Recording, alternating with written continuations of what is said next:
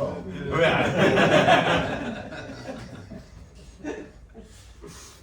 Go ahead. Okay, thank you.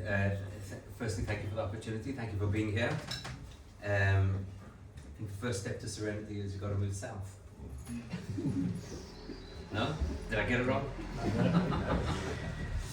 So I'm just curious if we could just do a quick cross-section around the table, because I did obviously hear some familiar actors. I just took a quick walk to see the meridian. I figured if I'm here already, I have to work out if I'm in the east or in the west. So I went and had a look. The observatory is closed. So first time. Right? First time standing on the cusp of east and west.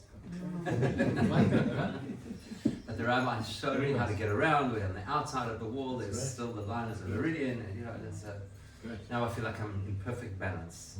Which is important for this conversation. This is the meridian.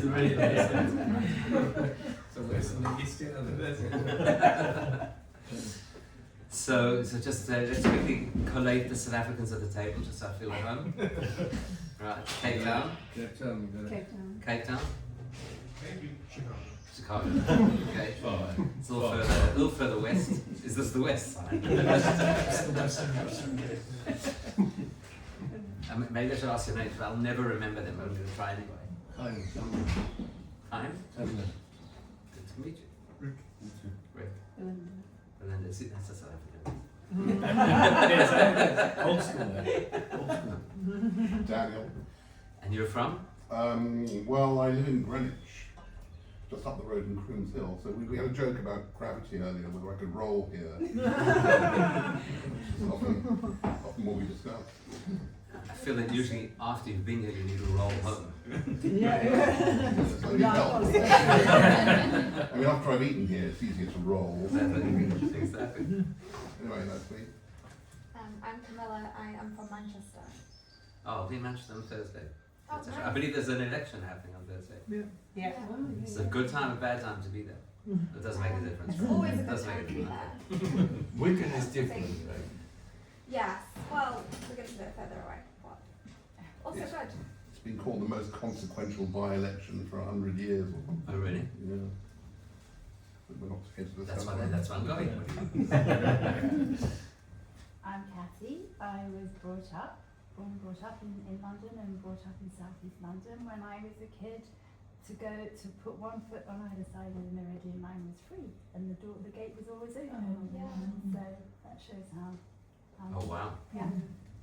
That's and the irony is that was at the time of the Cold War. Right. Even earlier. No, I'm saying it's ironic, right? Yes, yeah. Interesting. I'm Hayley from Leeds, Yorkshire. Mandy from Highlands, North Johannesburg. Which street? 6th Avenue. 6th Avenue. I grew up on 6th Avenue. No. I grew up at 8. Oh my gosh. Wow. Which side? 46. Oh, you see. I grew up on the Glen Hazel side. 131. In Johannesburg. There was still a vegetable garden at the Where bottom of the road in when Norwood, Piccadilly. yeah, exactly. We used to get vegetables delivered to the door. That's a long while ago. That's a while ago. So my grandparents grew up on 7th. Well, they lived on 7th. I'm saying they grew up. They lived on 7th. So you were on 8th. I am 8th, yeah. Which My side? father grew up at 9th. Oh, really? No. One of the chances.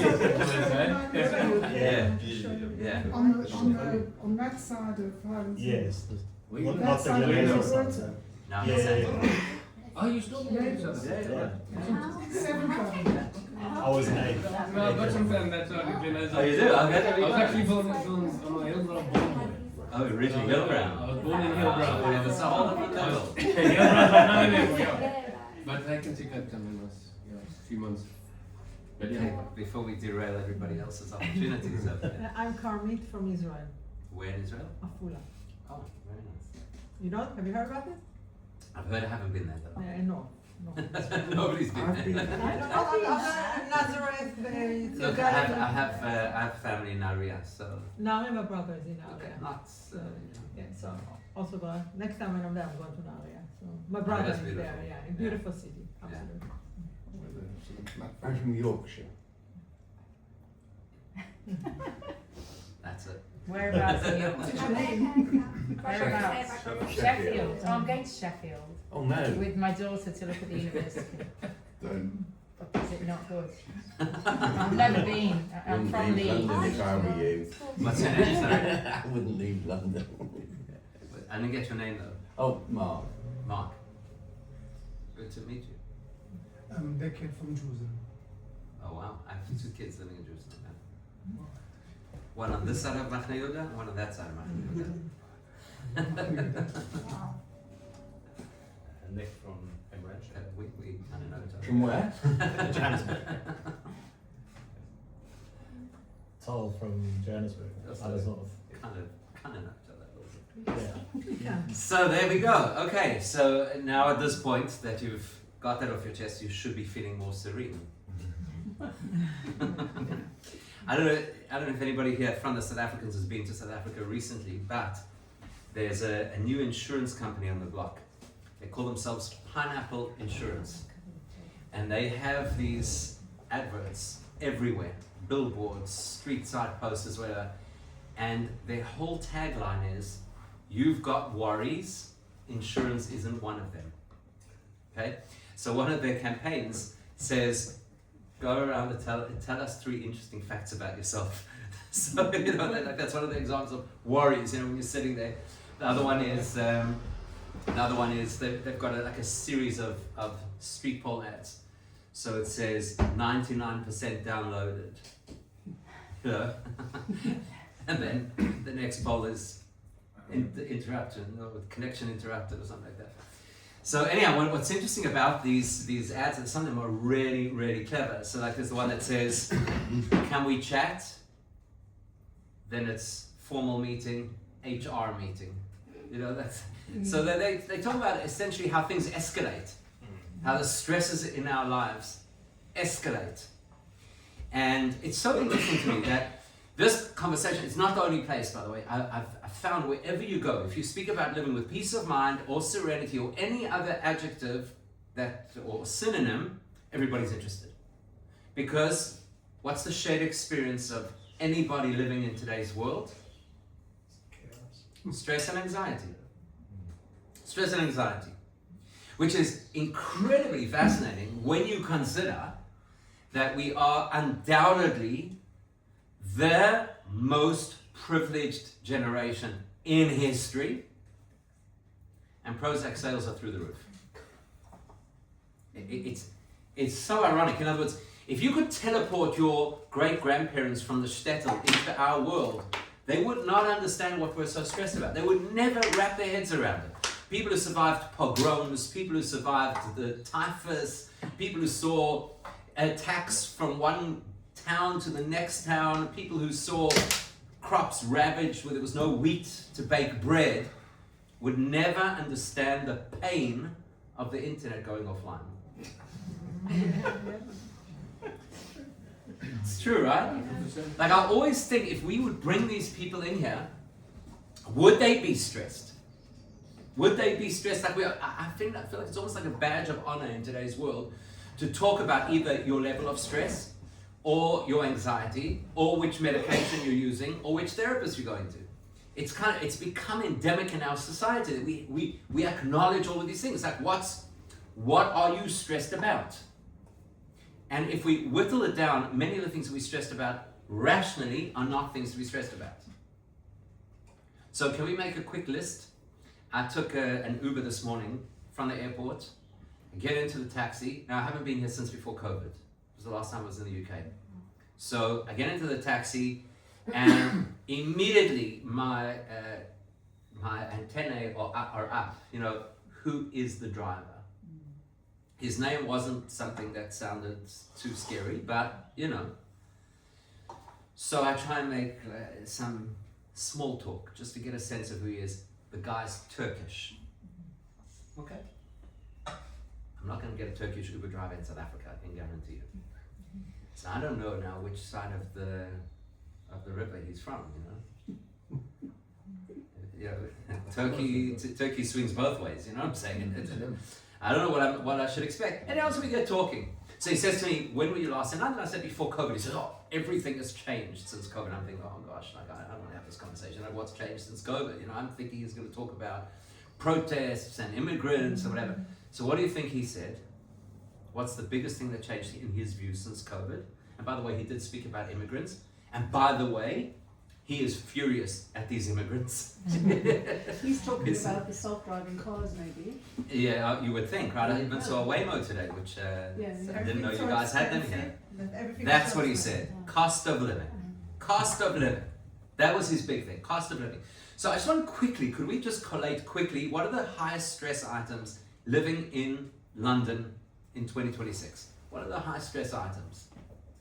So cost of living, yes? I don't think electric cars is frightening unless you're an Uber driver, but for me, I wish we could have self-driving cars in South Africa. If anybody who's familiar with how they drive in South Africa, self-driving cars would save hundreds of thousands of lives, literally. Of course, there would also be self-disassembled cars Yes. by the time you hit the streets in South Africa, but that's a different conversation. So, okay, so cost of living, what else? What would you say are the stresses that would top people's agendas over here? I feel like job security, primarily if you're in an industry where He's going to say the word. He's going to say the word. He's going to say the word. I'm going to say artificial intelligence. Mhm. That's what I was going to say. Bingo! I knew it. I knew it was coming. But it's real. Like I can see how Yeah. it is absolutely is. I can see how it makes me way more effective in the work I do. I would have hired people to do stuff that I can do myself, and I think that's fundamentally changing the workforce and fundamentally making people reassess the value they bring to the job. By the way, rabbis are immune from AI. It will never take our job. Guaranteed. It will never take our. Can you imagine an AI funeral? An AI brace? That, I don't know. I think an AI brace has less chance of going wrong. Just saying, right? I'll tell you one thing though about AI. The AI rabbi would give a sermon that nobody would fall asleep in, because it would detect as soon as people are starting to doze. It would just cut to the bottom line. Not like rabbis. Rabbis are completely oblivious to the fact that people are falling asleep. You know, but the AI rabbi would. I think the AI rabbi would be called A-Vey. Right? I actually gave a talk in Shul a few weeks ago about how important AI is, and I said the most important thing, your children have to have AI, and I was going on and on, and people like, especially older people in the community, like their jaws were on the floor. What are you talking about, Rabbi? I said, yeah, it's the most important thing. AI, Abba Ima. And then they were all so excited. You know? Okay, so job security and AI, that's a real thing. It's a real thing. I have a member of our community, he's a lawyer, very high profile lawyer in South Africa. He's just cut his staff by 30% because he doesn't need them anymore. So that's a real thing, right? What else? And then what does that mean for your kids? Yeah, exactly. What does it mean for your kids? What else? Okay, you guys are, what are you stressed about? Money and AI. I mean, come to our world. You know what we're stressed about? Nah, safety. That's so last decade. We're so over that. No, I'm serious. I'm not even kidding. I'll tell you a story just, you know, to market South Africa. So 2 years ago, I had to walk from our community, which is in one neighborhood called Sandton. That's kind of where the whole economic hub of South Africa is these days. And I had to walk to Glen Hazel. Glen Hazel is like our version of Golders Green, you know. So there was a bar mitzvah, then I had to walk on Shabbos morning. I had been in my shul on Friday night and walk on Shabbos morning to the bar mitzvah. And I'm walking along looking very much like a Chabadnik, which blends in very well with the locals, right? As you can well imagine. Anyway, so I'm looking around.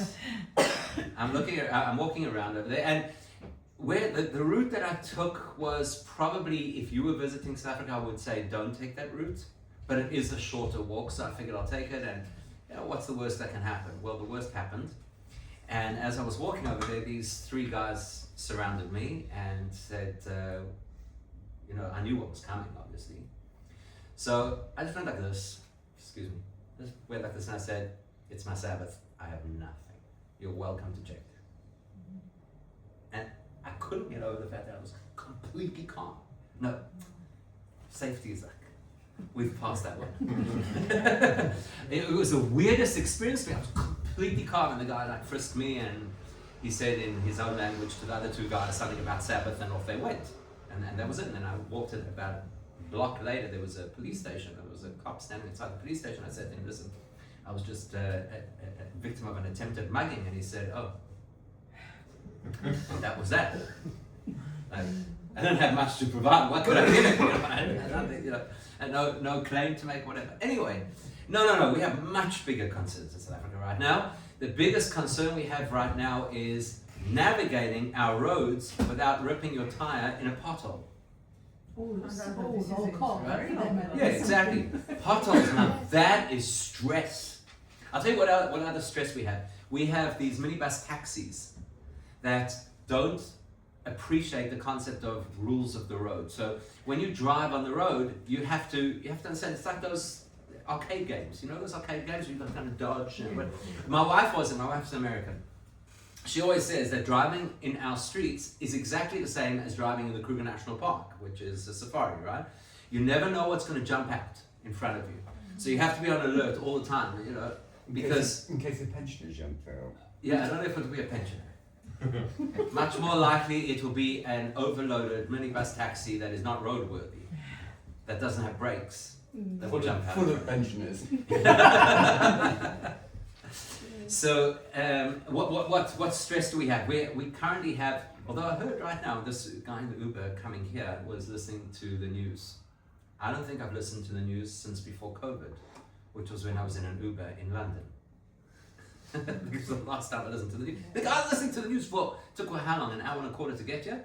Just listening. I thought, oh my gosh, no wonder you're depressed. So, I heard that there's talk now of having to temporarily nationalize Thames Water. Did you hear this? Yeah. Why? Because they're crooks. They want bailing out. And I feel like, that sounds like home. That's exactly what's going on in Johannesburg right now. Right? Yeah. I was like, maybe I could live here. Which is the town that's run out of water in South Africa? In South Africa, there's a place called Plettenberg Bay, but that's it's not a big city. It's a town. It's because they turned down Israeli desalination. No, actually not. It's the pure mismanagement. The desalination was in Cape Town. There was Yeah, all the reservoirs dried up. yeah. We had more rainfall than we've had in I don't know how many years, and the reservoirs dried up. So work that out. Anyway, the point I'm trying to make is wherever you go, wherever you live, whatever your circumstances, in today's world, there will be stress and anxiety. That's the reality. Whether it is something that on an objective scale is worth stressing over or not makes no difference. We're all stressed and anxious. I think that's fair to say. It's just a matter of degree. It's just a matter of degree. So the question is, what could or should we be doing differently? So I want to share something really interesting that I came across, which I really fascinated me. But before I do that, I just want to ask you a question, and if this is too personal, you do not have to answer it. Have you ever gone to the fridge in your house, opened the door, looked inside, decided that you're not taking anything out of the fridge, and closed the door? Have you ever done that? Yeah. You've all done that, right? What happens 5 minutes later? Go back. You go back, right? You go back and you open the door again, right? Boredom. Now the question is, what's happened in those last 5 minutes? Do you have a smart fridge, an AI fridge that has, in the interim, sorted out the ingredients in your fridge to create something new? Because that's coming. But we don't have it yet, right? Do you have a smart fridge that's made a quick order from Tesco and had a delivery that you didn't know about? Why do you open the fridge again? To look in again? Because I've remembered what I went for in the first place. Because you've lowered your restraint. So usually people tell me it's because you've lowered your expectations, right? Yeah. You've lowered your expectations, not because you think, I have to say, please excuse me, I don't mean to offend too many people around the table, at least just some, but let's be honest, when a woman sends her husband to the fridge to find something, it is possible that it's there and he didn't see it. So if he goes a second time, it could just simply be because it really was there and he just didn't see it, right? That is possible. But it's also possible that you're looking back and there's nothing that's changed and nothing has appeared, but people will tell me always when I ask this question, you have lowered your expectations. I don't think that's what's happening. I don't think that's what's happening. I think what's happening when a person goes to the fridge is exactly the same thing as when a person scrolls on their phone. What are you looking for? Have you ever thought about this? When people are scrolling through social media, if you had to stop someone and say, what are you trying to find on social media? Do you think they could tell you? What am I trying to find? Does anybody open their social media with an agenda, which is, I would like to find the most inspiring thing that I could find on my feed? What's your classing as social media? Okay, good question. So, what would you say? Well, the question I would ask is the Guardian discussion column social media or not? That's a good question. That's The a really reason good is question. I don't touch social media. That's as far as I go. Yeah, okay, well then you're immune. No, I'm serious. I don't think that is true social media. In other words, it doesn't have an algorithm that is designed to push content at you that you weren't planning to look at. I can say that I do, because I know that if I go on Facebook, for example, I watch reels, and I want to make some, main two things for me, it's exercise and cooking. So I go deliberately to look at reels. In which order? It's just No, I'm kidding. whatever comes first. So I go deliberately, because I know all the algorithms, they know I'm into sport and they know I'm into cooking. So most not all, but most of the things will be around that. So let's see if there's something interesting to cook for Shabbat. Or nobody just, I never. And you never look at anything about Israel on social media. I do. If you think about, but it's, you say intentionally, because normally it would be a lot, if I want Israel, I go to news, I go to Israeli news. But yes, sometimes I do go on social media deliberately. I'm not on TikTok and I'm not on Instagram. I think I'm the only people who are still not there. You're not the only people, you're the only generation. Yeah, but people. No, I'm serious. Yeah. Well, that's really important. Much older people than me. I on know TikTok that. and on I know that. Instagram. What I'm illustrating is, when I'm talking about people scrolling on social media, that is generational, Of course, right? of course. In the sub 40 age group, people are scrolling without looking for something specific, right? Yeah. A lot of the time, I'm generalizing obviously. Yeah. Scrolling, because maybe I'll find something that will Yeah. entertain me. I don't know what that thing is. So to me, it's no different opening the fridge and looking again, or scrolling social media. It's the same psychology, Yeah. right? So the question is, what is that psychology? What are we looking for? Because a lot of the stress in our lives, a lot, not all, a lot of the stress in our lives is, if we're not sure where we're supposed to be going, then it's pretty stressful because we don't know where we are. I'll give you an example, right? So I went now to this Greenwich Meridian, right? I can now say it. Next time it comes up on my social media. Yeah. I don't know if you've seen these things. There's these memes where it's like, have you done these things? You know, how many out of these 40 things have you done in your life? And then you mark them off, and then you feel good about yourself. Nobody cares, but you feel good. Oh, look at me! I'm so well traveled. I did this thing. Guaranteed. Now that I've been here, it's going to come up now. Have you been, like on the list? It's going to be, have you been to the Greenwich Meridian? So I go there, and the rabbi sent me the location to come back here. Right? I've never been to this part of the world before. I need to know where to go. Guess what he did? Sent me the wrong location. He did. Right? Simple error. It's a simple error. What do?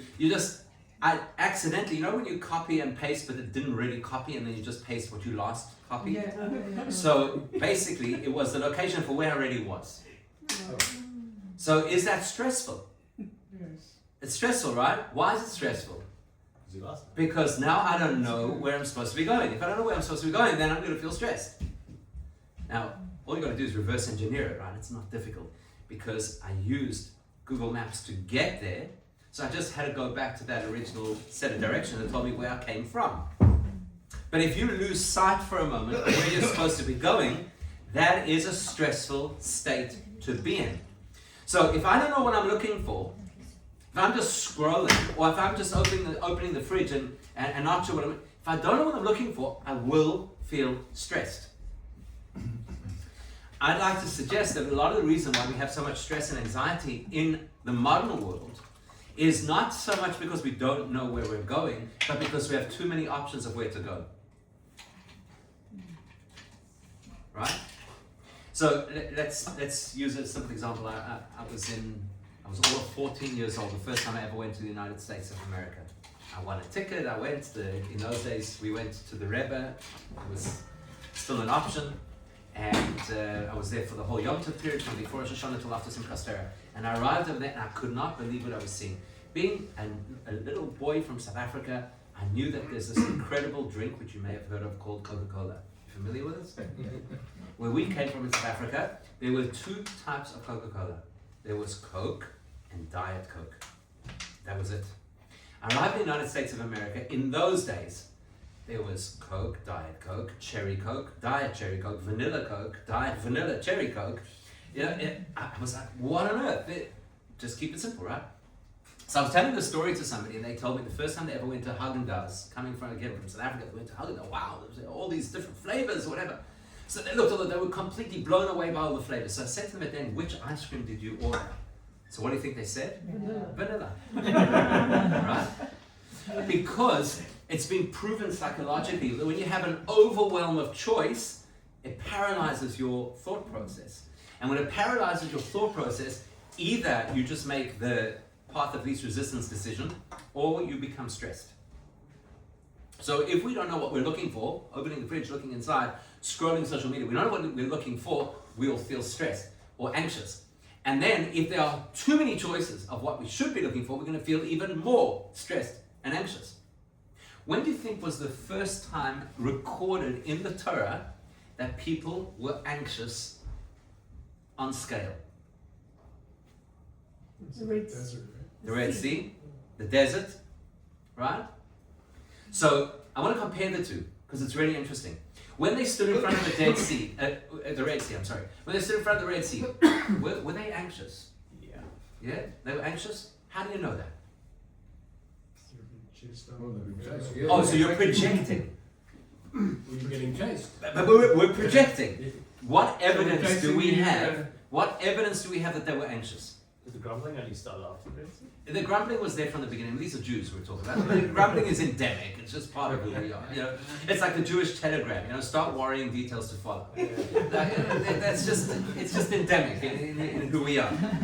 But do we have evidence that they were anxious at the Red Sea? I understand that we feel if it were me, I would be anxious. But do we have evidence in the Torah that they were anxious at that point? The guys who accused Moshe, I think, were Accused Moshe of? Back when he killed the Egyptian. I feel like those same guys. Okay. Those guys keep popping up all over. They're coming up in this week's parasha. Yeah. Featured in this week's parasha. Sure. Main actors. And of Korach's henchmen, right? Yeah. Dasan and Aviram, as they are called. Right? Okay, so without getting too caught up in the story of the Red Sea, we are told, based on the words in the Torah, that they actually split into 4 different psychologies. One of which was panic. Yes, there was a group of panic, but it wasn't panic at scale. Because there were 3 other groups. One that said it's time to pray, one that said it's time to fight, one that said let's rather die than go back to Egypt, which is not a panic state, it's maybe a defeatist state, it's not a panic state. The panic state was one of the 4 groups, so at max it was 25% of the community. You know, when we have anxiety at scale in the Torah, you'll never believe this, is when they were given the manna to eat. Even before they wanted the meat. Yeah. Which, by the way, proves that the original Jews must have been South African. I wanted meat for breakfast. So, what does the Torah tell us about this? Is fascinating. This is right at the end of the 40 years in the desert, when Moshe goes back and recalls the whole history of what they had been through in the desert. So then Moshe says, you have to remember, when God gave you the manna, if you read it literally, it means he caused you pain, and he made you hungry, and he gave you the manna. Sounds like it goes in that order, right? First you were distressed, and you were hungry, and then he resolved it by giving you the manna. But the Gemara says it differently. The Talmud says it differently. The Talmud says, when he gave you the manna, that's when you started to feel distressed. Why would you be distressed eating the manna? What could be stressful about eating such a perfect food? And it was better than sushi. The choice of what to make it taste like. Choice. So the Talmud says that what happened is, once they had the manna, it could taste like anything. You know what happens with something that could taste like anything? Then whatever it tastes like, you feel like it should have tasted like something else. it's not altogether different to going to a restaurant. Ever been to a restaurant? I don't know how the kosher restaurants operate over here. I would assume it's a little bit more advanced than what we have in Johannesburg. But in Johannesburg, essentially it works like this. You sit down in a kosher restaurant, and the waiter comes over to you, and the waiter says, what would you like to order? So you take a look at the menu. Now, any good Jewish customer will look at the menu. The waiter will come over and say, would you like to order? Say, we just need a couple more minutes.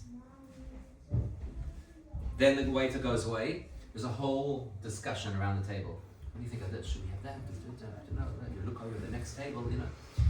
Phone a friend. It's like, you know, who wants to be a millionaire? Eventually, the waiter comes back. Okay, you ready to order? What do you recommend? Right? This is South African, man. They don't do it. They don't do it here, right? here. Okay, here we What go. you telling- I'm just telling you how it is in South Africa. South Africa, that's 100%. That's how they do These it, guys right? that don't do What it. do you recommend? That's what I'm saying. They What get do you recommend? irritated. If you start doing that here, they get so irritated with you. Come on, order your food, man. There you go. I need to find out from the next guy. Does it? Clearly a South African No, thing, right? and when we lean over to the next table and then Exactly. then What is involved. that? What is that? What do you have? How What do you does that have it, taste? right? The British equivalent, in my opinion, is when the waiter comes over, we say, I'll have the breakfast number 7, but instead of the mushrooms, Yes, I want there you go. it to be-" And the next person would say, Thank you, I'll thank have you for that, number you know. 3, Yeah, but yeah, yeah. instead of this, I'll Yeah, have exactly. something else. Exactly. And then once you've done this whole exercise, which takes a really long time and a lot of thought and whatever, eventually, as your food is coming, they bring food to the next day, you think, I should have had that. Right? That's the psychology of the manna. So whatever I have, but there's an infinite array of what it could have tasted like. So what am I missing? And the Torah says, that is, that's why Hashem makes you hungry. He makes you feel dissatisfied. That's what hungry means. Why am I looking in the fridge? Not because I'm hungry necessarily. If I was really hungry, I would find something in the fridge. It's because I'm feeling dissatisfied. Something's not filling me in my life. So I think that what's in the fridge is going to fill me. That's why we have an addiction to sugar in the 21st century, because we believe that there's something that's going to give us that rush. That's why we're looking for dopamine hits when we scroll through social media, because there's something missing, and I feel that out there will be the solution. It's going to make me feel full inside. That's why we have so much stress and anxiety, because we just feel disconnected. We feel unfulfilled. We have all of the stuff, and it's not yet satisfying me. That's exactly like the person who's having a rough time, so they go binge shopping, or eating chocolate, or binge drinking, or any of those things. There's no rationale that says that's actually going to solve my problem, but that's what we do because we have this sense of emptiness. Something's missing inside of me, and I need to fill it, and I keep trying to fill it with stuff. That's why we have more anxiety, I believe, in today's world than what they had maybe 100 years ago, where they had more pressing, life-threatening issues than we have on a regular basis. But they didn't believe that there was something missing in their lives. They didn't have an expectation that life should be different. They didn't, for example, plant their field and then check the app to see when it was going to rain. They didn't have that expectation. They didn't have the expectation that for the upcoming Yom Tov, I'm going to decide on which items I'm going to buy to wear. It was whatever you had. That's what you wore. Kind of like Steve Jobs, the same turtleneck and jeans every single day. Yeah. It eliminates stress. So a big portion of our stress and anxiety has nothing to do with external factors and everything to do with living this chase, this constant chase of everything that's out there. I recently came across a very interesting psychological concept that they call hyper-externalism. Have you ever heard of this? Hyper-externalism. You know what hyper-externalism is? It's when a person takes their need for external acknowledgement or endorsement to an extreme. So think about this for a moment. And again, I don't think most people around this table really care about this stuff, but just think about this, how many young people today, their worth is relative to the amount of people that like their social media posts. What's a young person? What's your definition? I mean, for me, it's someone who's about 45. I think what I'm describing, this specific phenomenon is under 30s. Is the under 30s and probably more acutely in the under 25s. Does that include the under 10s? It could. I think unfortunately They just under banned 10s social are. media for under 16. Yes, I saw that. Well, I saw that, and I saw that they interviewed a kid. They They interviewed a kid today who said he's going to have 8 hours in his day that he doesn't know how to fill. 8 hours of social But media. it's not going to work. The ban isn't going to work. They're not putting anything in place for it to I Well, don't know let me when I tell was you, young. I don't want to go down a whole rabbit hole about this, but let me tell you, coming from the frum world where they've been trying to ban these things for decades, gonna work. it doesn't work. Yes. Okay, it never works. That's subject for another conversation. It doesn't work. What I'm saying is, amongst younger people, there's no question about it. And one of the reasons that everybody's so afraid of social media is because it creates the sense of my worth being contingent on the feedback from other people. So in other words, instead of seeing my worth as being my own, it's contingent on the feedback from other people. And in a different sense, we have a similar, not as acute version of that, which is my worth is based on the assets that I have, the holidays that I could go on, the experiences that I could share. It's still external stuff. And effectively, what that business of opening and closing the fridge, the Baal Shem Tov identifies that in a verse in the 117th and the 107th Tehillim. So I'm sure everybody knows the 107th Tehillim at their fingertips, right? Don't worry, even the Frumis don't know the 107th Tehillim at their fingertips. It is one of the longer ones. But there's a verse there that says that Re'evim gam tzemeim, people are hungry and they are thirsty. Nafshom bohem tis atov, their soul is wrapped up in that hunger and in that thirst. The Baal Shem Tov explains what that means. What King David's telling us is when a person feels an urge, a very strong, compelling urge for something that they crave, it's the soul trying to speak to them. It's the soul saying, I'm feeling unfulfilled. You don't know how to interpret this. So therefore to you it feels like hunger or thirst or a dopamine craving. Or the fact that I have to have another experience or buy a new car or have a midlife crisis or purchase clothing or whatever it is. So why does it affect younger people more than others? Why Why not? does this affect Why young- not? Why wouldn't it? Well, why would it? Isn't everybody subject to the same? No, everybody has the same thing. For Right, younger so- people, it's primarily in social media. For older people, it's either the pursuit of what we call kavod. You know, they say that when you're young, your primary craving is money. When you're older, your primary craving is recognition.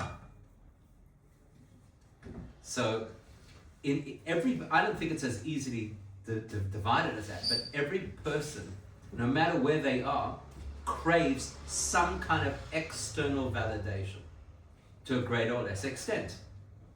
And there's two things we crave. External validation, and the other, which we haven't touched on yet, is in the 21st century, and that's why AI is so scary, control. Never in history, I don't believe ever in history, was a generation that had the illusion of control like we do. So I can go on my phone, place an order at a shop, and if it doesn't arrive within the allocated time that they promised, I feel within my rights to complain. You know, just 50 years ago, just 30 years ago, you didn't have that. Anybody here ever have a pen pal? Anybody here ever write a letter and mail it? This business of this instant, you know, the blue ticks on WhatsApp, this instant response, this sense that I need to be able to get things as I want them, gives us the illusion of control. Those two factors, the illusion of control and the broad range of choice, are the two biggest reasons that we're so stressed and anxious. It actually has nothing to do with objective problems in our lives. You know, every single day for what my kids, my oldest is 29, right? So I've been doing this for 25 years. Not every single day anymore because I have somebody else to take the kids in the morning. But I used to take my kids to school, and to drive to the Lubavitch school from my house, I had to drive through a neighborhood called Waverly. So all the people from Johannesburg, you know Waverly, right? If you drive up this one road in Waverly, there are two schools on either side of the street. One is a public school, and one is a very upscale private school.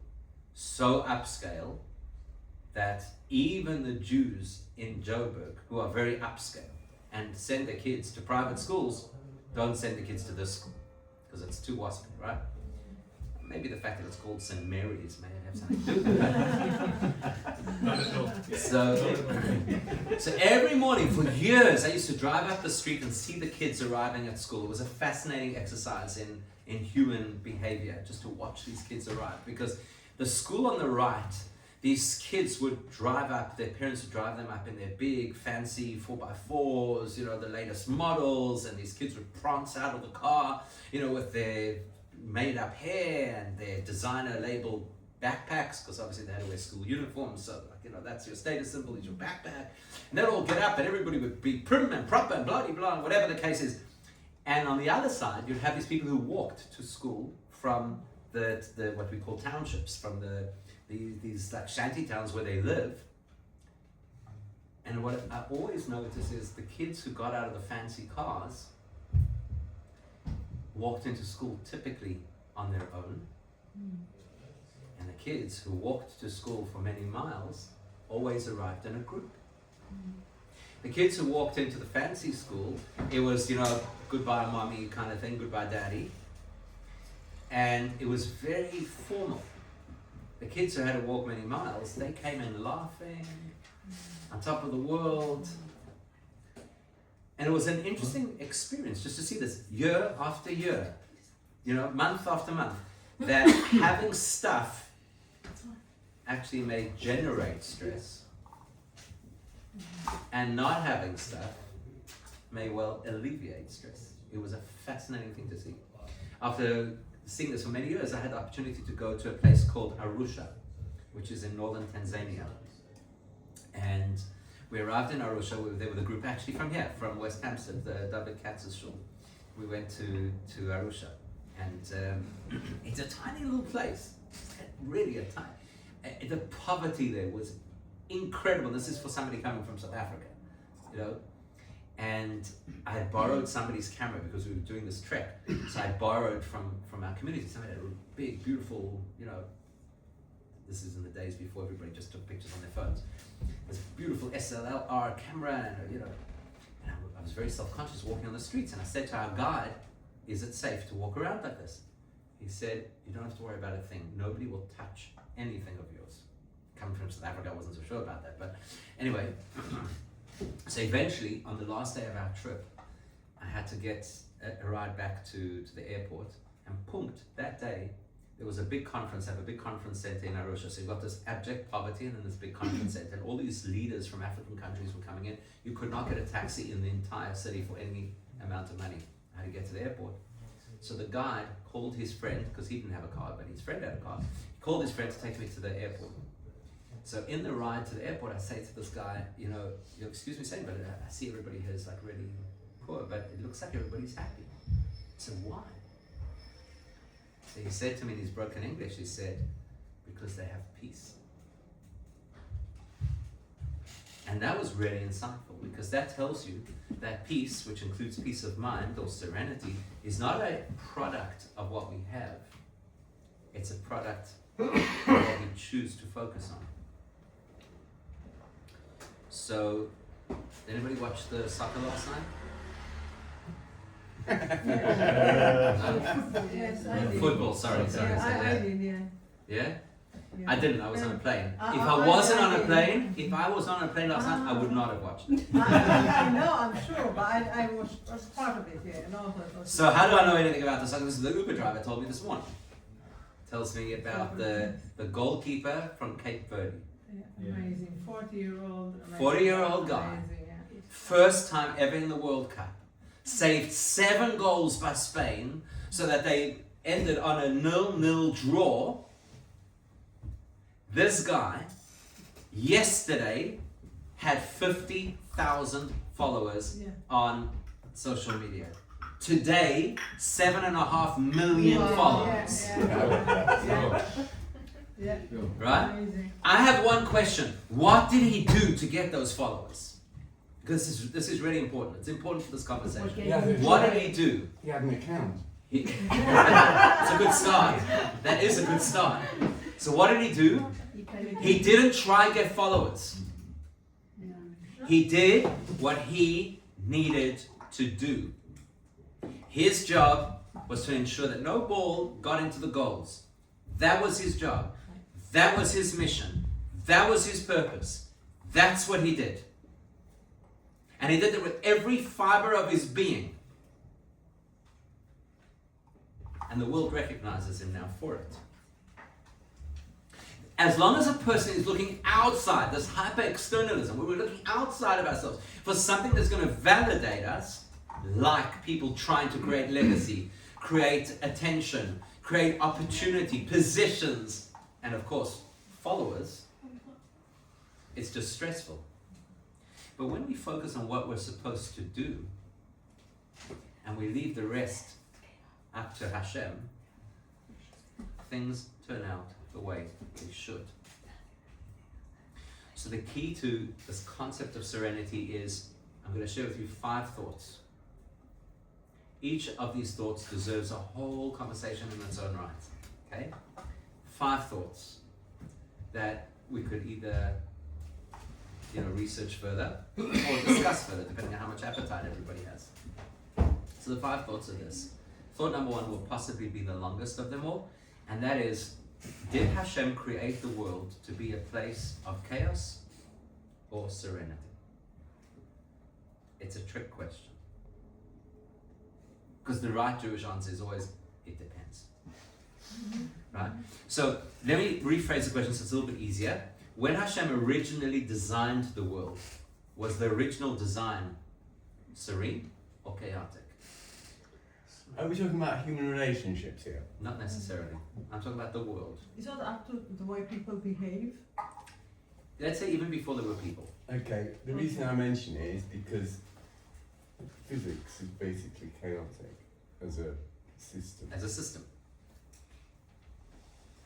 That's just how it is. So did he create a chaotic or serene system? Well, there wasn't such a thing as a serene system. Okay, so it's a chaotic system. It's a chaotic system. Okay, there you go.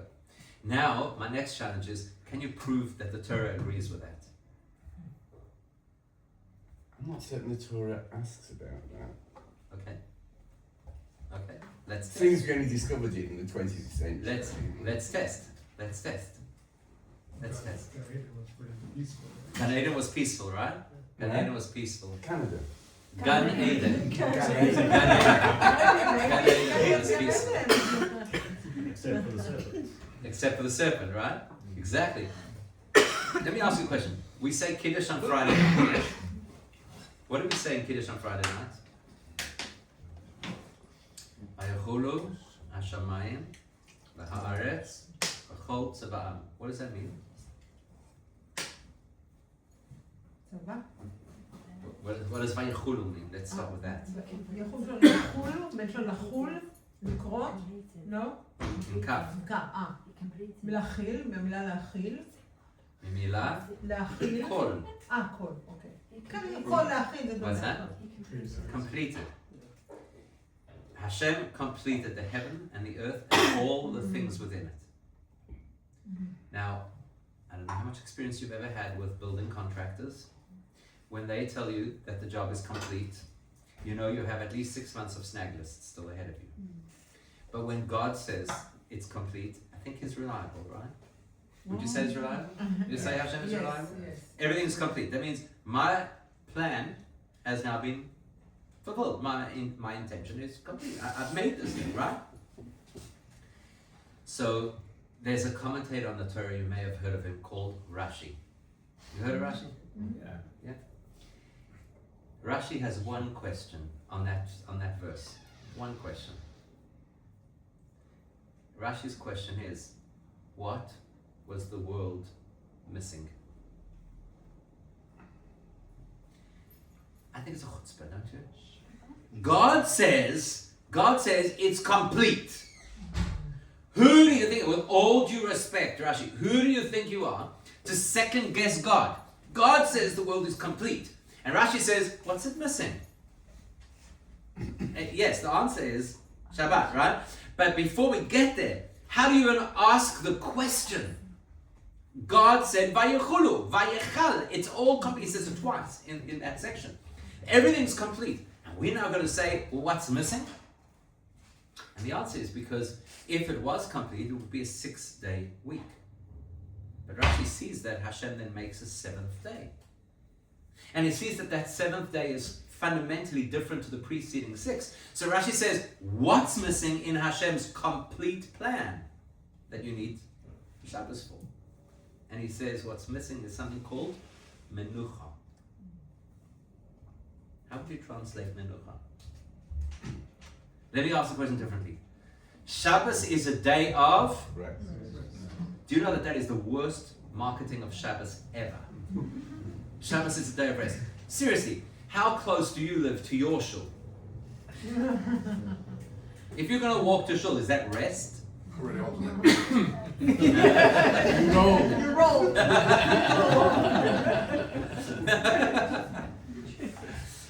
I'll ask it differently. If you're a Jewish woman, is Shabbos a day of rest? You have to cook, you have to host, you have to manage your kids who constantly saying, I'm so bored. Right? Where's the rest? Have you ever seen a rabbi on Shabbos? I had a bar mitzvah this past week. I had a bar mitzvah at a different shul. It's the first time in many years that I've left the shul for a Shabbos to go to a simcha. Okay? So I had to go to this bar mitzvah. I arrived with it at this bar mitzvah. They asked me, will I give the sermon on Friday nights? Would I lead a farbrengen on Shabbos day? This is what you call over here United Synagogues kind of shul. What chutzpah? What, that they asked me to farbrengen? Or the chutzpah that I did farbrengen? Right? So anyhow, so they give me a whole list of things to do. I get there, and somebody comes over and says, isn't it great to have a break? I'm like, rabbis, on Shabbos, it is not a day of rest. And somebody said to me, like, I'm sitting there with this crowd of people who had never been at a farbrengen in their lives, and I'm trying to have a farbrengen. Somebody comes and says, you'll excuse me, I have to go have my SS. I'm like, your what? My Shabbos shlof. Like, yeah. Like, it's not restful. Shabbos is not a day of rest. If you do it properly, it's not a day of rest. If you want to sleep the whole day, okay. You don't need Shabbos for that. You could sleep any day that you choose. What does rest mean? You know what happens on Shabbos? We eliminate choices. On Shabbos, this is not an option. It's not an option. So that stress is eliminated. On Shabbos, what to cook is not an option. It had to be done before. That stress is eliminated. What rest means is to actually relinquish control, or the urge for control. It's to recognize that there is someone in charge, and I don't have to be in charge all the time. Of course, I have to be responsible, but I don't have to be in charge all the time. When Hashem creates the world, He creates a world that fundamentally lacks menucha. That's where human growth comes, is to learn how to overcome stress, how to overcome anxiety, how to overcome the need for control, or the perceived need for control. That's where we grow. The world, as it's designed, is designed correctly. Now human growth begins on that stage. What's the world missing? It's missing menucha. That's principle number 1. We have to recognize that fundamentally the way that Hashem designed the world is peace of mind doesn't happen. Peace of mind is a choice, and peace of mind is work. That's principle 1.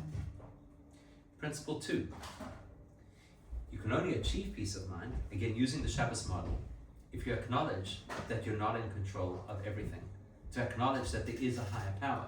To acknowledge that our job is to do our part. As somebody was told me, I thought it was a very wise insight. We are responsible for effort. We are not responsible for outcomes. When the goalkeeper last night saved 7 goals from a very powerful team, his job was effort. He never saved a goal thinking it's going to get me more social media or exposure or accolades. I have a job to do. So when we recognize that there is a higher being that's in control, and I'm responsible for my part, I'm not responsible for what my part does. It's a release of stress. I don't have to manage the outcome. When we're concerned about AI, I don't have to work out the outcome. I'm pretty certain that subsistence farmers were completely stressed out by the Industrial Revolution. It was not nearly the scale that we're dealing with now, but the basic psychology was the same. And there were people whose livelihoods were taken out, and there were other people who rode the crest of the wave and became incredibly successful because they understood how to use the new technology. Just this morning, literally, I saw a talk that the Rebbe gave in 1975, where somebody had mentioned to the Rebbe in a letter, and the Rebbe addressed this publicly, that he is very proud of himself that despite the advent of the computer, can you imagine, 1975, despite the advent of the computer, he still does all his writing with a pencil and a paper because he doesn't want to be changed by technology. The Rebbe writes to him, that is not the Jewish way. The Jewish way is if Hashem has given you a gift that can relieve you of stress, use the gift so that you can invest your talents in more meaningful pursuits. So to recognize that there's a higher authority, to recognize that there's a higher guide, means not to get thrown by whatever's happening in life, but to realize that's a guided reality. There's a higher being who's decided that at this point in history, AI should become the dominant technology in our world. And that is not meant to destroy us, it's meant to help us. That's the attitude I should take. Which brings to the third principle. The third principle is that as Jewish people, we're supposed to believe that we as individuals and the world as a whole is innately good. Social media, or the media in general, would have us believe otherwise. I was talking to this Turkish guy today in the car, and we effectively, where the conversation eventually went was that the most important, I said to him, the most important thing is that we have to look for the goodness in each other. Because there's too much happening in our world to force us apart, to give us the impression that certain people are bad. Now, of course, there is evil and we have to call out evil. As Jewish people, that is a fundamental belief of ours, that evil exists and it must be eradicated. But we shouldn't blur evil with stupidity. We shouldn't blur ignorance with malice. Innately, fundamentally, Hashem created a world of goodness. It's our job to weed out the things that block that goodness. And it's much more so our job to reveal the goodness in the world. A lot of our stress comes from being fed all the dark side of the world. Constantly, right? Constantly. There's people who hate you. There's people who want to kill you. There are such people. They are not the majority. In South Africa, that we say, people always talk about crime in South Africa. We always say, if 10% of the population in South Africa were violent criminals, there'd be no white population left in South Africa. But you keep hearing the story of how violent it is. So the third principle to help us live in a state of serenity is to believe that Hashem made us good with exceptions, not bad with exceptions. The fourth principle is to believe that Hashem believes in us. I saw, it's quite a well-known story, it's a great story. So there was a Chabad rabbi in New Haven, Connecticut. His name was Rabbi Moshe Yitzchak Hecht. In 1974, he was going through a rough time. Now, I don't know if you know this. You ever heard of Dennis Prager? Right, you know Dennis Prager? Anyhow, Dennis Prager has a line that I actually heard it from him directly. He spoke once to the Shluchim conference in New York. He said he's convinced that if a Chabad rabbi, because he says Chabad rabbis are always happy. Have you ever noticed this? They're always happy. Everybody wants to know what we're on. Chabad rabbi is always happy. So he said he's convinced that if a Chabad rabbi ever falls into depression, in the middle of the night, there's a special Chabad Delta Force team that comes in, they swap him out for another one, and nobody ever knows the difference because they all look the same. Right? So this Rabbi Moshe Yitzchak Hecht wasn't in such a happy state of mind. 1974, he was feeling that he wasn't successful in what he was doing. He was feeling very alone. He was feeling that he, as often happens, you feel you're not achieving anything, not making a difference. He wrote a letter to the Rebbe about all of his issues that he faced. The Rebbe wrote back to him, I anticipated the issues that you have raised about the challenges of living in New Haven, Connecticut. And it is for that reason that I sent somebody to Connecticut. His name is Moshe Yitzchak Hecht. From the way that you write, it sounds to me like you haven't gotten to know who he is.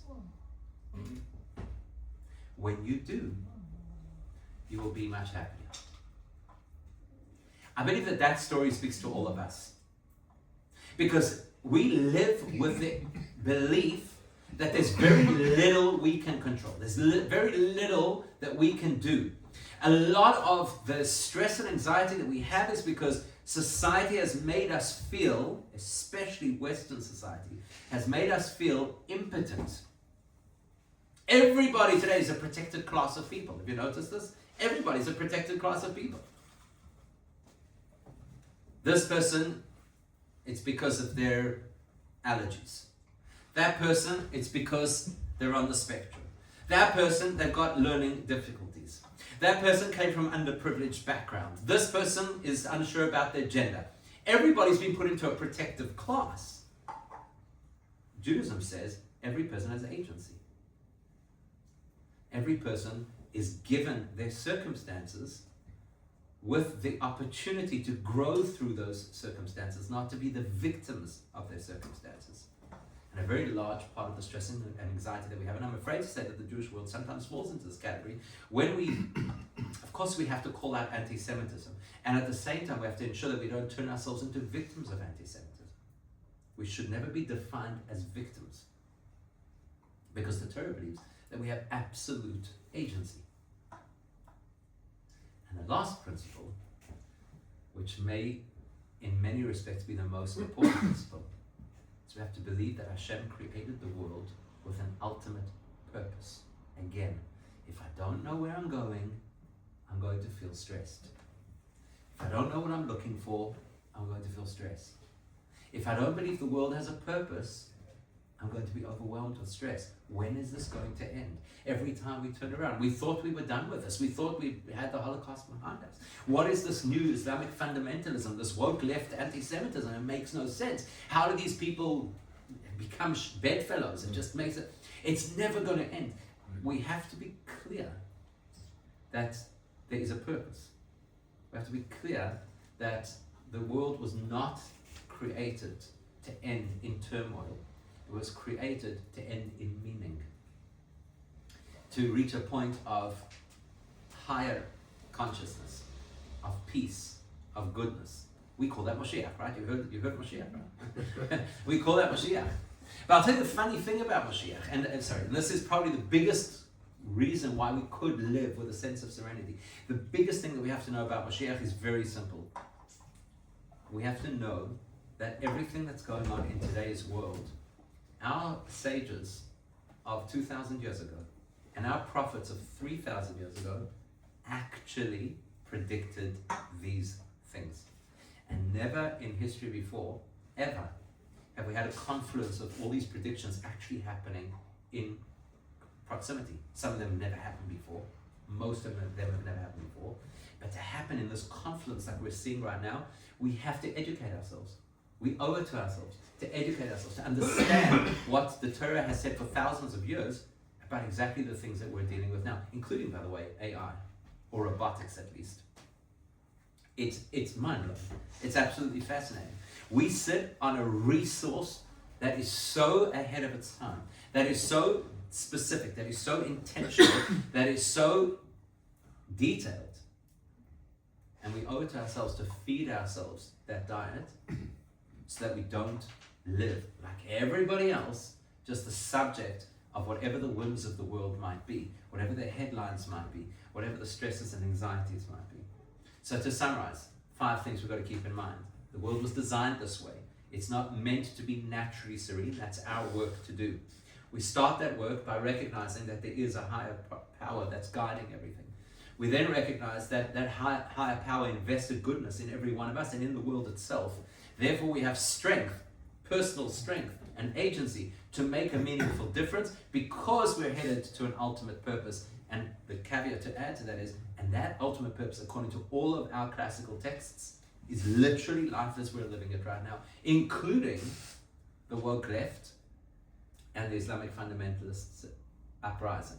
It is fascinating how much information we have on this in our classical sources that nobody's ever spoken about before. So when you know that you're in good hands, and then you know that you have purpose, and you know that your responsibility is only to take care of your responsibility, not to fix everybody else, not to make sure that the weather is right for your picnic on Sunday, right? When you can just relinquish control of the things that are outside of what we're responsible to do, that's when we start living with serenity. Is it a good thing to be living with serenity? Is it a good thing? If it's serenity and not complacency. Because complacency is very, very attractive. Right. The reason, Very attractive. I'm sorry, I don't mean to interrupt Yeah. your flow, but the conclusion you came to, it struck me that, looking after, putting yourself as being the centre of the universe and the only thing that matters isn't perhaps a very good way forward. That's not a good way forward. So sometimes the stressful elements are actually what make part of it as a whole. I suggest. Yeah, I don't disagree with that.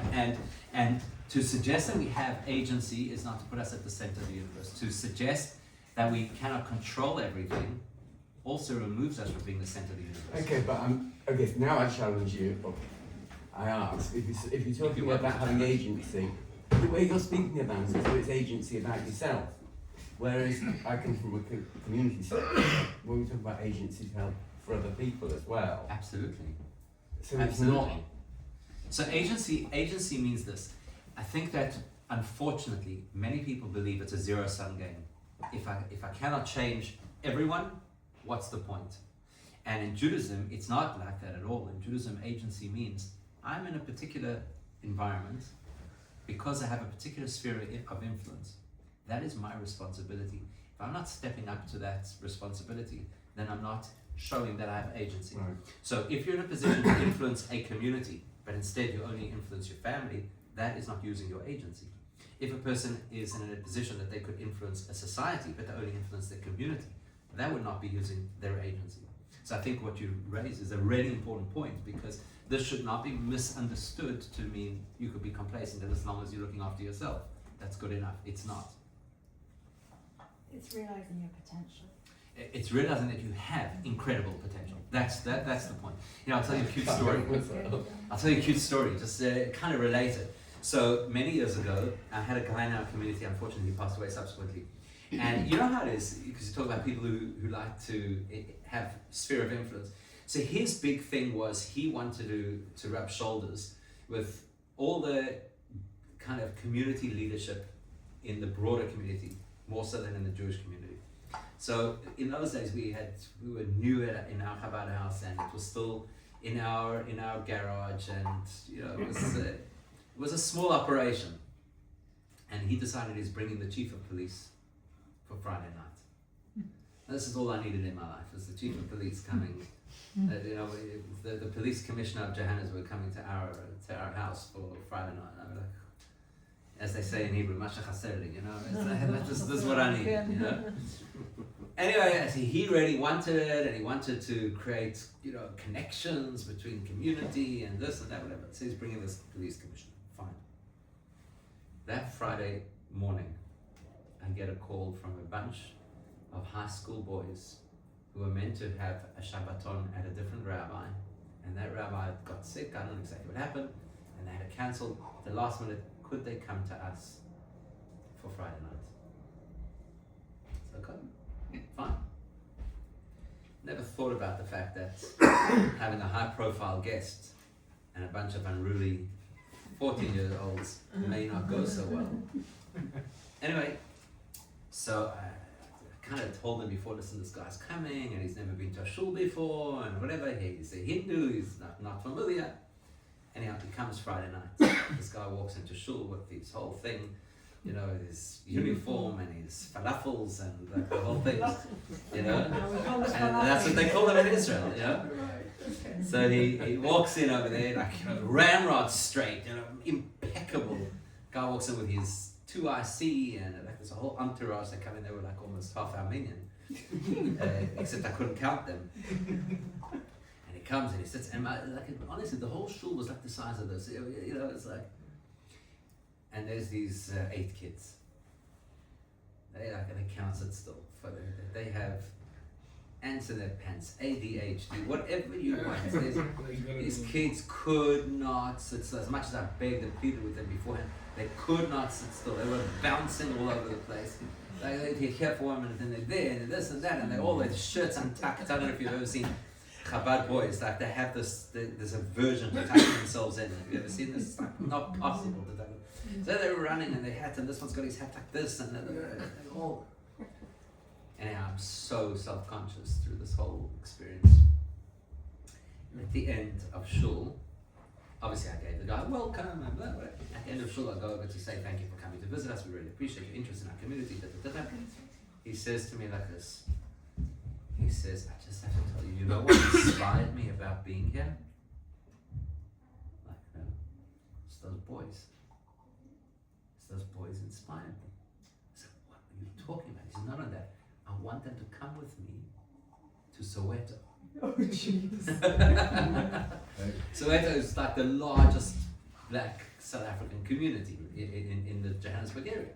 I wanted to come to speak to our youth, to tell them the value of religious observance, because he could not believe that kids that age are sitting in a shul on Friday night. To me, it wasn't sitting, but he couldn't believe that they were sitting in a shul on a Friday night. And I think that speaks very much to this, because they were comfortable in their own skin. They were not trying to put on a show. They were not trying to influence anybody else. They were doing what they had to do. And if we are focused on what we need to do, the impact that we have beyond is often greater than when we're trying very hard to have an influence beyond. So when we talk about our personal potential, we have to recognize our personal potential. We have to know, also we have to be honest with ourselves. What is my potential? What am I supposed to be doing? A person who's a communal activist, that's what they need to be doing. Not everybody needs to be a communal activist. We have to know who we are. We have to be comfortable in our own skin. Recognize that Hashem chose me with this personality and these talents and these circumstances to be the best version of me. And when that happens, it will radiate out to inspire other people. But if I'm constantly trying to emulate somebody else because they seem to be doing well, or they seem to be achieving things that I wish I could achieve, that's when we spin our wheels, and that's when we're trying to eat the manna, right? I've got my food and I'm imagining it tastes like something else. So I think that's where we have to make a very important distinction. I'm sorry, just to interrupt. I'm really sorry, but I've got to pick up my son from someone's house. So. I don't know if this was South Africa, this would be after bedtime, so... Yeah, and he's only 9 and he's at school tomorrow, so... Okay, no Thank problem. you very much. Thank you. No problem, thank you for coming. Thank you. Bye. I want to know where these prophecies are. I'm interested. You see, now we've piqued some... That's what we got to ask the rabbi. No, I'm interested. I'm giving... Where the prophecies are. Where it says in Torah, the prophecies of what's going on now. You missed today's. You gave a whole lecture on this. No, that wasn't a whole lecture. That was just it was one little. It was tests. It was an open one of those. Yeah, I'd like to. Interesting. Let him ask him to share a little bit what he shared today. Please. Yeah, that would be great. I think it'll be interesting. People will find that very curious. Because I'm hearing about it. With your permission, I'll do something slightly different. Sure. But I want to ask you one more thing. I think it's something that we live in a community that every Jew here feels like they're the only one. You're saying specifically in this area? In this area. Yes. Everyone feels that they're alone. And every Jew we've met as the community has grown, Baruch Hashem, has felt like really there's more of us out there. There's more of us out there in the area. And in the line of what you were speaking about before, being comfortable in your own skin, at the same time being comfortable you are, I wanted us to maybe you could share with us how to be able to be a comfortable Yid in where we are, how to be a proud Yid, though you're not living in an area which has many other Jews, which you have the ability to be able to, you have the positivity of the masses of being able to, that gives you a strength of being a Jew there, but rather being a feeling that feeling that we're middle of nowhere. And as well as also is what does that also mean for our responsibility of what we should be giving for our community and for your lives? So it's an interesting question because, first of all, there's a huge beauty to being in a small community. And the reason for that is because when you're in a small community, you really have to show up. You know, you feel. I'll tell you interesting. I had to do a wedding 15 years ago, something like that, in a town called Otzon. Okay. So there still are Jews in Otzon. Wow. Okay. So this is exactly why I'm telling you. This is exactly why I'm telling you the story, because I had that same reaction 15 years ago. So just for context, for those people who don't know where this is. So Otzon is on the edge of what we call the Karun, which is semi-desert. It's an ostrich farming town. Let's be honest, the last place you expect to find Jews, farming ostriches. Right? There was a Jewish community there for a It's a while, right? strong There was a Jewish strong- community. Exactly. Sure, there's some Yeah, blew my yeah. mind. Strong Jews.